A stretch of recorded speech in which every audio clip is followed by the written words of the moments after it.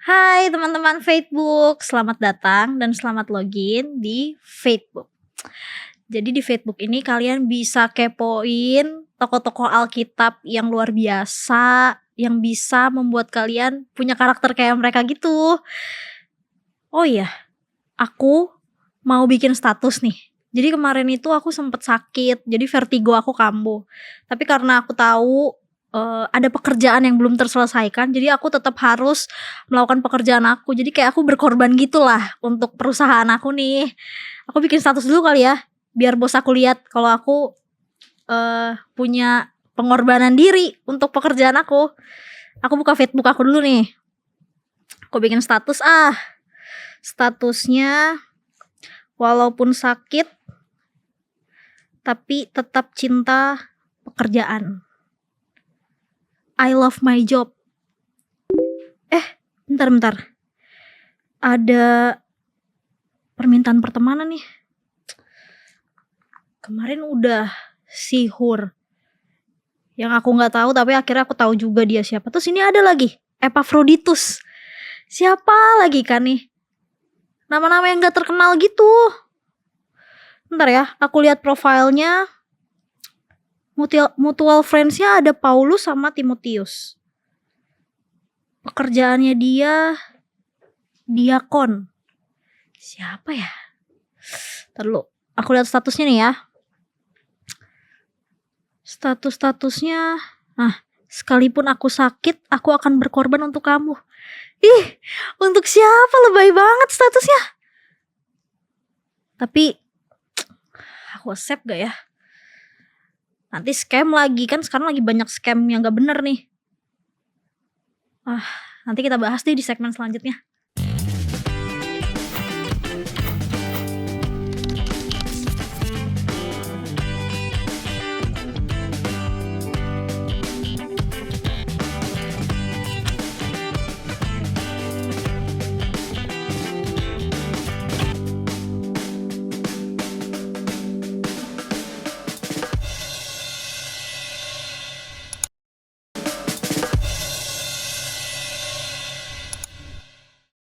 Kembali lagi di Facebook, What's on your mind. Nah tadi kan kita udah bahas nih tentang profilnya si Epafroditus yang aku bilang kira-kira aku accept atau enggak ya.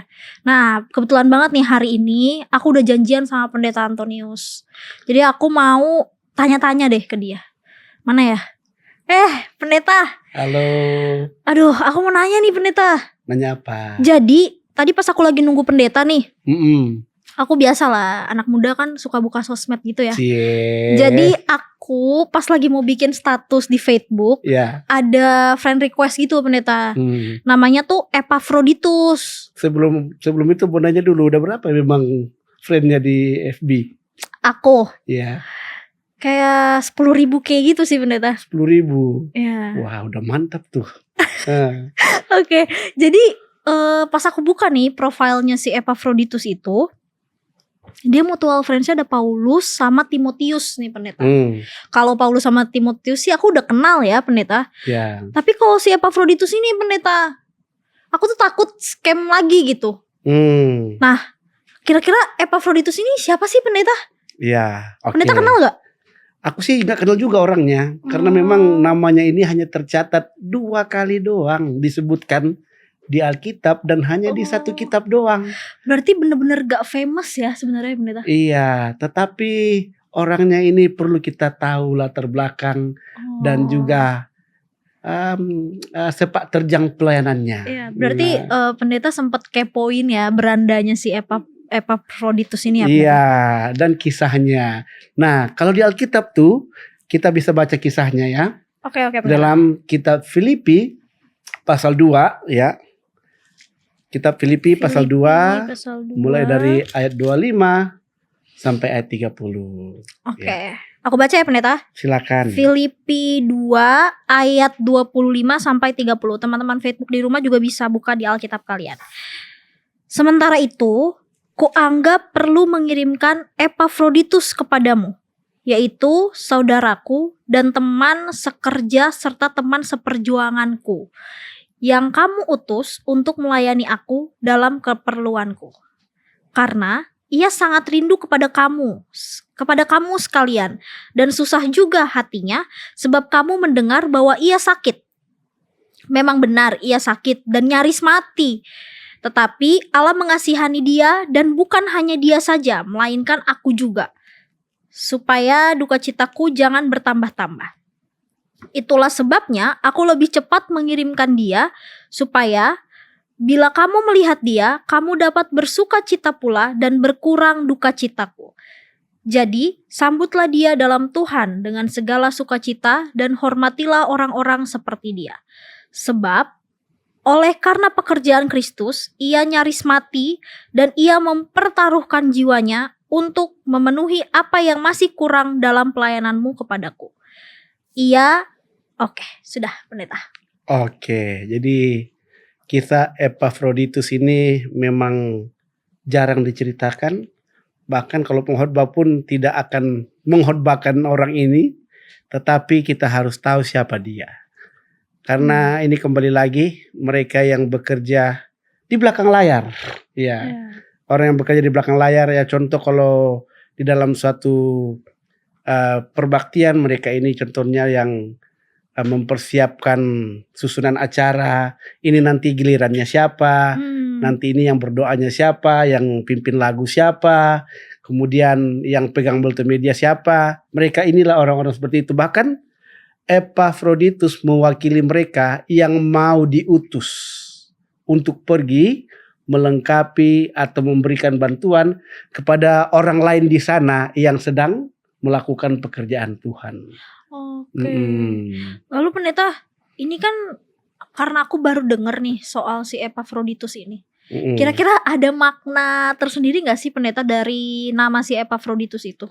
Oke, jadi Epafroditus itu dari bahasa Yunani ya, yang artinya lovely. Ya, lovely, L-O-V-E-L-Y, lovely. Kalau diterjemahkan ke bahasa Indonesia itu harusnya dia jadinya, karena ini laki-laki ya, Epafroditus ini laki-laki, itu bagus, menyenangkan dan elok. Itulah arti nama Epafroditus. Jadi artinya adalah lovely gitu ya, menyenangkan juga gitu. Oke, sebelum aku accept, aku mau gali dulu deh pendeta. Tentang si Epafroditus itu. Jangan sampai aku salah accept pertemanan gitu kan ya.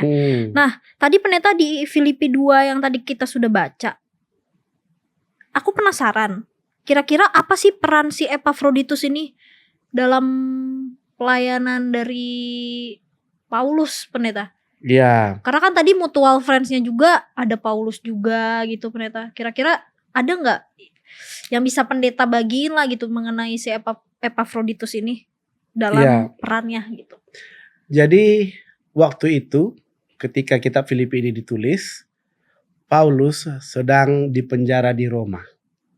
Ya, dan Roma dengan Filipi itu jaraknya lebih kurang 1250 km. Itu dekat atau jauh tuh? Jauh. Jauh ya. 1250 km. Dan kenapa jemaat Filipi mengutus Epafroditus untuk membawa bantuan kepada Paulus? Karena memang jarak yang jauh, satu.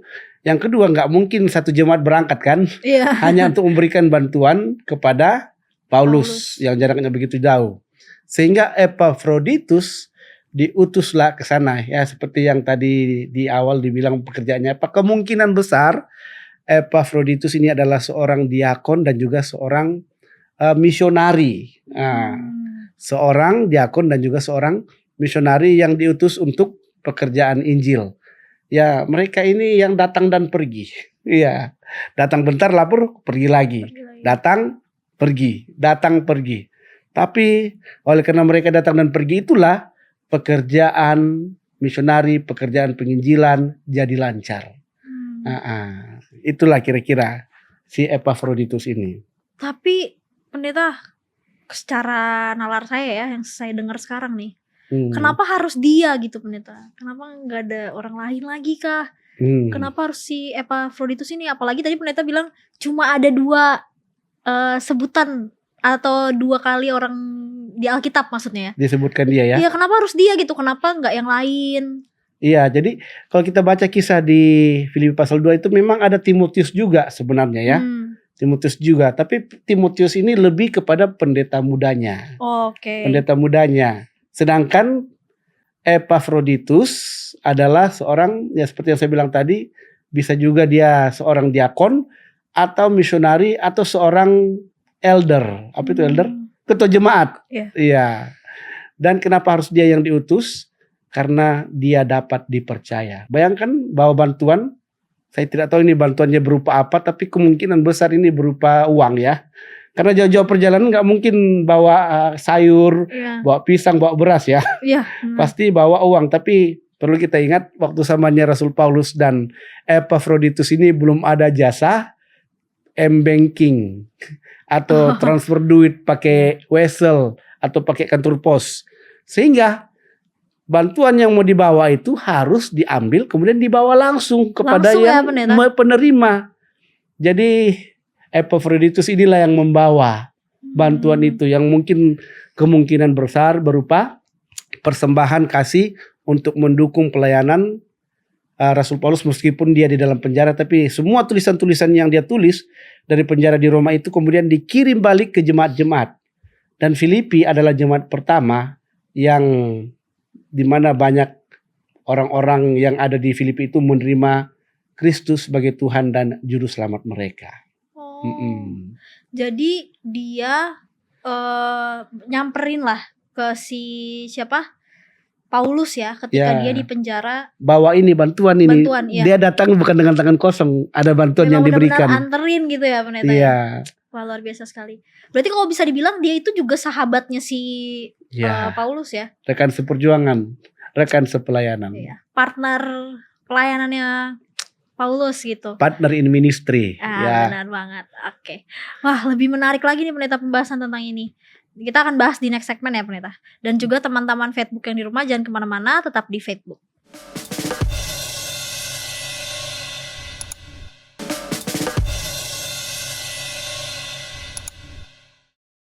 Login lagi di Facebook, what's on your mind? Nah, tadi kan kita udah bahas siapa itu Epafroditus ya pendeta ya. Nah, ini aku ada pertanyaan nih pendeta. Ya, silakan. Tadi kan pendeta sempat jelaskan juga ya. Jarak dia menempuh perjalanan menuju ke tempat si Paulus nih. 1250 kilometer. Iya. Saya yang hidup di zaman sekarang berpikir itu kayaknya jauh banget. Dan pada saat itu mungkin dia jalan kaki ya pendeta?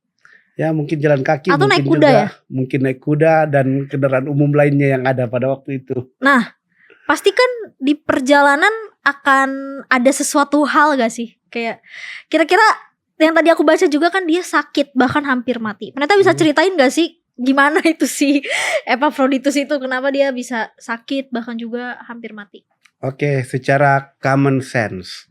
Common sense ini kebiasaan atau general setting. Maksudnya ya dalam perjalanan yang sejauh itu dan pada waktu itu belum dikenal yang namanya mobil, bus, kereta, kapal laut, apalagi pesawat. Belum ada ya. Namun Epafroditus tetap mau berangkat dan pergi untuk menyalurkan bantuan yang sudah dikumpulkan untuk Paulus dari jemaat Filipi. Ya, ketika dalam perjalanan selalu ada tantangan. Bisa dirampok, ya, bisa dibunuh, bahkan bisa juga ditipu. Ya, kalau si Epafroditus ini bukan orang yang lurus dan dia tahu dia sedang bawa duit, dia bisa saja aku pakai dulu lah 1.000. Kayak dibawa kabur gitu soalnya. Ya, bisa juga dia selewengkan atau ya dia bawa lari bantuan yang mau diberikan dan itu sering terjadi. Ya, sering terjadi. Yang dipercayakan tidak dapat dipercaya karena sudah tergiur. Namun yang tidak kalah penting adalah mengapa dia sakit ya. Ingat jarak dari Filipi ke Roma ini 1250 kilometer ini seperti ya mungkin dari ujung Kulon ke Bali sana jaraknya jauhnya atau lebih dari itu. Dan itu tidak bisa ditempuh hanya dalam 1 hari. Dan ingat waktu itu mereka belum ada kendaraan seperti sekarang. Jadi mungkin bisa ditempuh dalam 5, 6 sampai 7 hari. dalam perjalanan yang jauh itu. Dan ingat perjalanan itu melelahkan tentunya. Dan belum lagi kalau ada perubahan cuaca, perubahan iklim. Sehingga ketika sampai di tujuan meskipun saluran bantuan sudah disalurkan, maka sakitlah si siapa? Si Epafroditus. Epafroditus ini, dan sebagaimana yang diceritakan oleh Paulus, nyaris mati dia. Ya saudaraku, seringkali dalam pelayanan ini memang kita mengalami yang namanya kesusahan. Kesusahan itu biasa berupa ini yang dialami oleh Epafroditus. Sakit sampai nyaris mati. Tetapi apakah dia mati beneran? Enggak kan? Enggak. Belum mati. Belum waktunya. Saya ingat satu kalimat yang dikatakan oleh seorang pembicara terkenal di dalam dunia kekristenan, mengatakan, selama misi yang Tuhan tugaskan kepadamu belum kau lakukan, belum engkau selesaikan, engkau memiliki hidup abadi. Immortal. Immortal artinya gak bisa mati. Selama Tuhan masih mempercayakan misi untuk kau lakukan. Ya, kalau kita mengingat kisah Yesus ya. Yesus kan berapa kali itu mau dibunuh. Iya. Berapa kali mau dibunuh dan disaksikan oleh Yudas. Wah, Yesus berapa kali mau dibunuh tapi dia nggak bisa ditangkap, bahkan nggak bisa dipenjara, apalagi mau dibunuh. Karena itu dia mau jual Yesus. Namun ketika waktunya tiba, Yesus harus benar-benar mati. Yudas menjual Yesus dan Yesus benar-benar mati disalib. Jadi apa yang saya mau katakan? Hidup dan mati kita ada di tangan Tuhan. Kalau misi kita belum selesai, kita tidak akan mati. Tapi kalau misi kita udah selesai, maka kita juga berbesar hati untuk bisa meninggalkan dunia ini dan segala gemerlapnya. Namun kita tahu bahwa di dalam pelayanan ini sama seperti Epafroditus. Mereka tahu tantangan, mereka tahu resiko, bahkan mereka tahu bahwa dengan melakukan pekerjaan ini saya bisa mati. Tapi apakah ini menciutkan nyali mereka untuk bekerja? Karena mereka tahu upah mereka besar di surga. Ya, seperti Rasul Paulus katakan, jangan kita bekerja untuk apa yang hanya sifatnya sementara. Semua yang ada di dunia ini hanya sementara. Tetapi di surga atau hidup sesudah yang hidup sekarang ini atau hidup kekal, itu semuanya sifatnya abadi. Apa artinya abadi? Tidak berkesudahan. Dan itulah yang menjadi pegangan, yang menjadi fokus dari pekerjaan Paulus dan juga Epafroditus. Bayangkan, mereka tinggalkan semuanya. Paulus meninggalkan tugasnya, meninggalkan jabatannya, meninggalkan keluarganya. Epafroditus juga demikian. Ya, saya percaya ditinggalkan keluarganya, anaknya, istrinya, dan gerejanya, pekerjaannya, dan pergi untuk membawa bantuan yang mau disalurkan itu. Dan dia tahu ini bukan sejam 2 jam perjalanannya, berhari-hari, berminggu-minggu juga. Iya, tapi dia tetap mau pergi. Jadi dengan kata lain, ini adalah orang-orang yang berdedikasi. Dan orang-orang seperti ini bisa dibilang udah mulai langka. Udah mulai langka. Kenapa? Karena manusia pada dasarnya mau bekerja kalau ada imbalan. Ada imbalan, ada sesuatu yang diberikan untuk mengapresiasi pekerjaan mereka.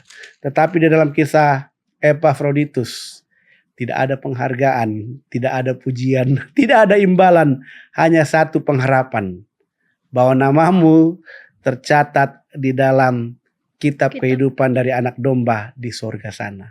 Hanya itu yang menjadi pegangannya.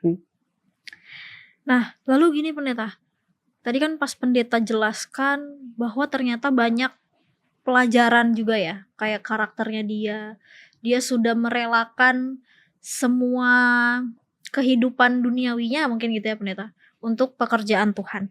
Nah, lalu mengapa si Epafroditus itu dianggap sebagai contoh atau pengabdian dalam pekerjaan Tuhan ataupun kepada si Paulus ini?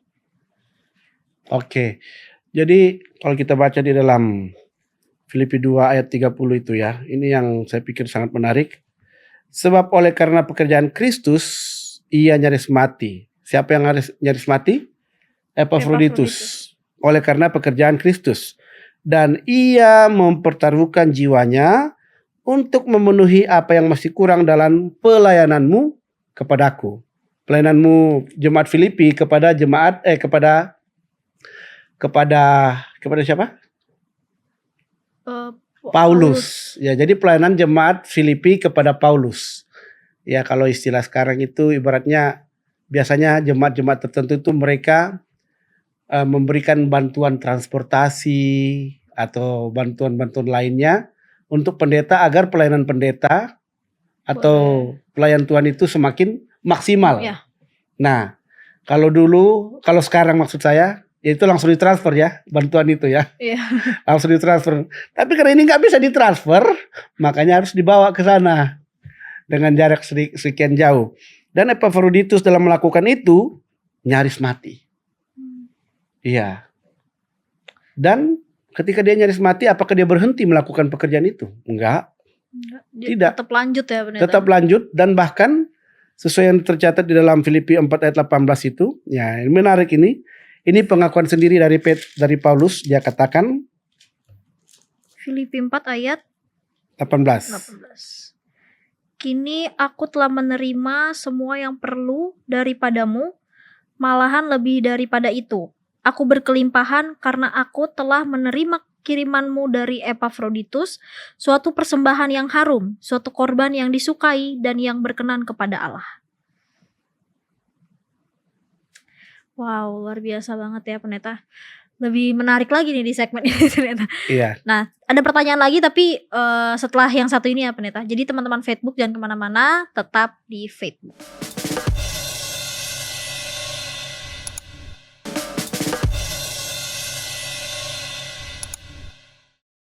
Login lagi di Facebook, what's on your mind? Oke pendeta, tadi kan di ayat Filipi 4 ayat 18 tadi sempat dimention juga nih soal persembahan suatu korban yang disukai dan yang berkenan kepada Allah. Itu maksudnya gimana ya pendeta? Oke, jadi saya bacakan kembali ayat ini ya, karena ayat ini signifikan menurut saya. Kini aku telah menerima semua yang perlu daripadamu, malahan lebih daripada itu, aku berkelimpahan karena aku telah menerima kirimanmu dari Epafroditus, suatu persembahan yang harum, suatu korban yang disukai dan yang berkenan kepada Allah. Di sini tidak disebutkan secara eksplisit atau secara jelas, spesifik. Persembahan apa ini? Iya. Aku juga bingung. Kalau kita mau lihat persembahan yang berkenan kepada Tuhan itu, coba kita baca di dalam Roma pasal 12 ayat 1 dan 2. Ya, mari kita lihat. Roma 12 ayat 1 dan 2. Oke, aku baca ya pendeta. Silakan. Roma 12 ayat 1 dan juga 2. Karena itu, saudara-saudara, demi kemurahan Allah, aku menasihatkan kamu supaya kamu mempersembahkan tubuhmu sebagai persembahan yang hidup, yang kudus, dan yang berkenan kepada Allah. Itu adalah ibadahmu yang sejati. Janganlah kamu menjadi serupa dengan dunia ini, tetapi berubahlah oleh pembaharuan budimu, sehingga kamu dapat membedakan manakah kehendak Allah, apa yang baik yang berkenan kepada Allah dan yang sempurna. Oke. Jadi dari persembahan yang dibawa oleh Epafroditus kepada Rasul Paulus katakan ini persembahan yang berkenan kepada Tuhan. Kemudian dijelaskan di dalam Roma 12 bahwa persembahan yang berkenan kepada Tuhan adalah apa tuh? Persembahkanlah tubuhmu sebagai persembahan yang hidup. Ya, di dalam pekerjaan Tuhan ini butuh mereka yang mau mempersembahkan dirinya sebagai persembahan yang hidup. Maksudnya apa tuh persembahan yang hidup? Mereka yang mau bekerja bersama dengan Tuhan. Ya. Tuhan membutuhkan orang-orang yang mau bekerja bersama dengan Dia. Ya, Tuhan tidak mau bekerja sendirian. Makanya ada Rasul Paulus, ada juga Epafroditus. Meskipun pekerjaan Epafroditus ini tidak terlalu banyak disebutkan apa saja, tetapi pekerjaan Epafroditus juga signifikan, penting dalam mendukung pekerjaan pelayanan pada masa itu agar lebih banyak orang mengenal siapa Yesus Kristus. Iya, jadi kita sebagai orang-orang pada zaman akhir ini, Tuhan mau memakai kita.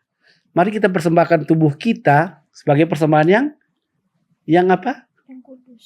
Yang hidup. Yang hidup. Yang hidup sehingga kita mau bekerja bersama dengan Tuhan, sama seperti Epafroditus. Saya pikir ya, waktu Paulus menerima pemberian yang dibawa oleh Epafroditus ini, dia lebih memperhatikan Epafroditus daripada persembahan yang dia terima. Kenapa? Orang-orang seperti ini yang dibutuhkan saat ini. Ya, orang-orang seperti ini. Dan saya percaya banyak juga Epafroditus di luar sana yang bekerja kesana kemari hanya untuk melancarkan dan mendukung, menunjang pekerjaan Tuhan. Ya, dia orang-orang ini adalah orang-orang lapangan yang tidak hanya duduk di belakang meja dan menulis-menulis atau ketik-ketik, tetapi mereka yang langsung kesana kemari untuk membawa apa yang dibutuhkan di dalam pelayanan pekerjaan Tuhan. Oke. Wow, luar biasa sekali ya pendeta. Nah, berarti kan tadi yang pendeta bilang dalam pelayanan Tuhan gitu ya, pelayanan Kristus. Berarti kalau kayak gitu kita harus ada ini ya pendeta, penyangkalan diri juga gak sih? Betul. Jadi ini mengingatkan saya kepada kurir-kurir ya. Iya kan? Iya. Kurir-kurir yang bawa pesanan seseorang kepada penerimanya. Ya, kita pikir ya, dulu jasa kurir ini dibayar mahal. Hanya untuk membawa, ya tergantung apa yang mau dibawa ya. Barangnya Nah, gitu. barangnya. Dan kurir ini, Epafroditus ini, ya mungkin nanti lewat siaran ini ada yang akan memberi nama usaha kurirnya Epafroditus, siapa tahu ya. Ya, jadi ide bagus sih itu. Iya, ide nama usaha Epafroditus. Ya, jadi kurir-kurir ini membawa barang atau kiriman yang mau dikirim kepada si penerima dari si pengirim. Dan memang ada biaya untuk itu. Tapi Epafroditus, saya bisa katakan dia tidak menerima apa-apa. Ya, karena tidak tercatat. Ya, tidak tercatat di situ bahwa Epafroditus menerima sedikit dari persembahan itu untuk melancarkan perjalanannya tiba di tujuan. Jadi saya bisa katakan Epafroditus berangkat dengan biaya sendiri, pengeluaran sendiri, dia tanggung semuanya sendiri. Tanpa dari jemaat itu ya pendeta. Dan dia bawa apa yang mau diberikan kepada Paulus. Ya, sering kalau kita ya, kalau mau melakukan pekerjaan Tuhan, kira-kira ada budgetnya enggak ya? Berapa dikasih untuk perjalanan ke sana? Berapa uang yang dikeluarkan jemaat agar saya bisa bawa ini tiba di tujuan? Sering itu yang ditanyakan ya. Kita nggak pernah bilang, oke, nanti saya berangkat saya bawa ini, kiriman ini atas biaya saya sendiri. Jarang itu. Kalaupun ada mungkin 1-2 aja. Kalau semua orang berjiwa seperti Epafroditus, oke, saya bawa ini, saya akan tanggung semua biaya perjalanan sampai saya kembali. Wah, pekerjaan Tuhan akan semakin luas, semakin bercahaya, dan Tuhan Yesus pasti segera datang. Amin, amin. Nah, kira-kira pendeta dari pelajaran si Epafroditus ini, pendeta pernah gak di posisi sama kayak Epafroditus? Ya, saya mungkin dengan sangat kecewa dan menyesal bilang belum pernah. Kenapa? Karena selama ini semua perjalanan saya ditanggung. Iya, dikasih uang jalan, dikasih uang bensin, dikasih uang tol, bahkan dikasih uang capek untuk nyetir itu bisa tiba di tujuan. Dan ya memang saya belum bisa bilang bahwa saya seperti Epafroditus. Bahwa saya mengeluarkan uang untuk perjalanan saya, untuk diri saya sendiri, saya tanggung dalam perjalanan ini. Tetapi akan tiba masanya nanti, di mana kalaupun tidak dibayar, tidak dikasih duit, saya akan tetap mau melakukan perjalanan untuk melancarkan, menopang pekerjaan Tuhan, tempat di mana saya diutus. Jadi sebenarnya pendeta kalau misalkan si Epafroditus juga hidup di zaman sekarang mungkin akan sama juga kali ya. Iya. Jadi hanya mereka yang bekerja di organisasi sepertinya yang ditanggung ya, kalau mau melayani. Tapi kaum awam, ya orang awam Mereka inilah yang lebih banyak mencerminkan Epafroditus modern. Kenapa? Karena orang-orang awam ini kan tidak digaji untuk berkhotbah, tidak digaji untuk pekerjaan Injil. Mereka murni melayani dengan biaya sendiri. Ya nanti kalau sudah pensiun saya juga akan jadi orang awam sepertinya. Tapi masih lama ya Pendeta. Oke Pendeta. Nah saya penasaran nih Pendeta. Kan secara pemikiran saya nih sekarang ya. Dia sudah berjalan 1.250 km dan sudah sampai di Roma. Iya, di tempatnya si Paulus. Kira-kira ada hal apa yang disampaikan sama si Paulus ke siapa? Epafroditus ini gitu. Ada tugas yang diberikan gak sih sama dia gitu? Iya, jadi kalau kita baca kembali di Filipi 2 ayat 35, maksud saya ayat 25 sampai 30, di situ diceritakan bahwa Epafroditus ini sebenarnya mau segera pulang ke jemaat Filipi. Tetapi kenapa dia nggak bisa segera pulang? Karena dia sakit dan nyaris mati di sana. Iya, jadi saya percaya kenapa dia mau segera pulang, karena ada keluarga, ada jemaat, dan mungkin ada tugas yang harus dia lakukan ketika dia kembali ke keluarganya.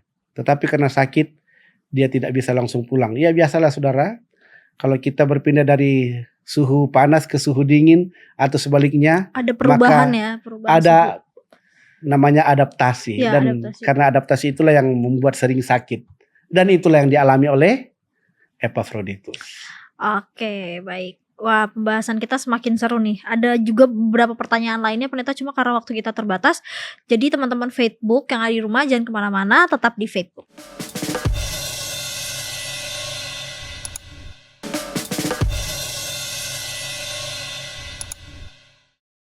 Hai, kembali lagi di Facebook. What's on your mind? Oke, Pendeta, karena waktu kita terbatas, jadi mungkin kita seperti biasa ya Pendeta. Di segmen ini kita akan bagikan aplikasi ataupun kesimpulan yang didapat dari tokoh si Epafroditus ini. Nah, dari saya dulu ya Pendeta. Silakan. Jadi dari tadi pas saya dengerin bahwa ada hal yang menegur saya secara pribadi, bahkan juga saya masih melakukan hal yang belum benar nih di hadapan Tuhan gitu.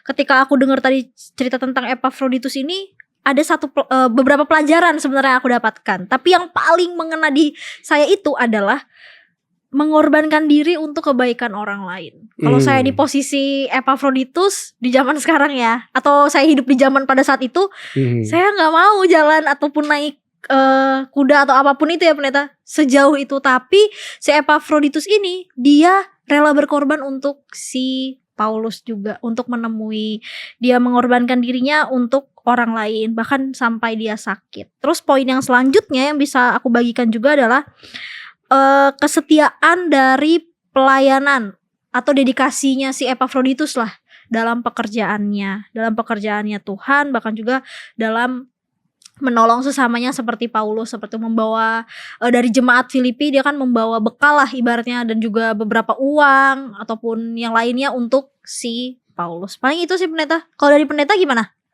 Oke, jadi pribadi Epafroditus adalah seorang yang mau berkorban segalanya dan meninggalkan segalanya untuk menopang pekerjaan Tuhan. Ya ingat tanda kutipnya, menopang pekerjaan Tuhan. Mereka bukan yang utama di dalam pekerjaan itu, tapi hanya menopang. Tetapi mereka melakukannya dengan segenap hati, segenap keberadaan mereka, dan semuanya dikorbankan. Dan itulah yang dimaksud dengan ketika Rasul Paulus mengatakan, persembahkanlah tubuhmu sebagai persembahan yang hidup. Semuanya kau berikan, bukan hanya isi dompetmu yang kau berikan, tetapi tubuhmu, hidupmu kau berikan untuk pekerjaan Tuhan. Nah, itulah contoh Epafroditus ini. Dan Epafroditus juga mewakili mereka yang mau tetap melakukan pekerjaan ini meskipun mereka tahu banyak tantangan, bahkan sampai sakit, iya kan? Bahkan hampir mati. Tapi mereka, Epafroditus modern ini adalah mereka yang tahan uji dan akan tetap melakukan pekerjaan ini sampai nafas penghabisan. Ya, itulah contoh Epafroditus yang kita pelajari saat ini, dan semoga Dengan mempelajari ini kita mau menjadi kurir-kurir ya, sama seperti Epafroditus, misionari-misionari yang membawa dan menunjang pekerjaan Tuhan. Oke pendeta, di segmen ini dipersilakan pendeta untuk berdoa. Mari kita bersatu di dalam doa. Bapa Surgawi, kami bersyukur sudah mempelajari tentang kisah perjuangan dalam pelayanan dari Epafroditus ketika dia membawa bantuan untuk pelayanan kepada Rasul Paulus dari jemaat Filipi ke Roma ya Tuhan. Perjalanannya cukup jauh, menempuh jarak 1250 km dengan kendaraan dan apa yang ada pada saat itu dibanding sekarang. Ini adalah suatu tantangan. Belum lagi harus diperhadapkan dengan segala resiko. Bisa dirampok, bisa dibunuh, bahkan bisa ditipu.